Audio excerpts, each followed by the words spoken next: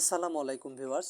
সরিষাতে এ ধরনের পচন অথবা কারেন্ট পোকা, মাজরা পোকা দমন করুন মাত্র একটি স্প্রেতেই। বন্ধুরা, নাভারা নামক এই কীটনাশকটি সরিষার পচন রোধে 100% কাজ করে। আমি 15 মিলি অর্থাৎ 1 কৌটা এভাবে ঢেলে দিলাম।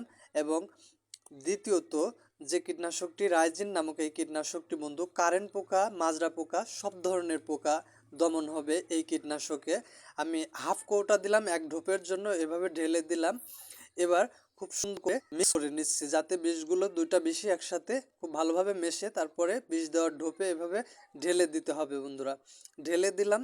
ঢেলে দেওয়ার পর তৃতীয়ত যে কাজটি করতে হবে, পানির সাথে দুইটা কীটনাশকই যাতে খুব সুন্দর করে মিক্সার হয়, যার জন্য পানির সাথে এভাবে করে নিতে হবে। তারপরে খুব সুন্দর করে একদম ভিজিয়ে সরিষাতে এভাবে মাত্র একবার স্প্রে করে দিলেই বন্ধুরা সরিষার গাছ খুব সুন্দর হবে।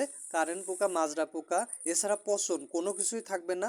দেখেন কত সুন্দর শুঁটিগুলো হয়েছে সরিষার, প্রত্যেকটি শুঁটি একই রকমের দেখতে লাগছে এবং শুঁটিগুলো খুবই। আসসালামু আলাইকুম।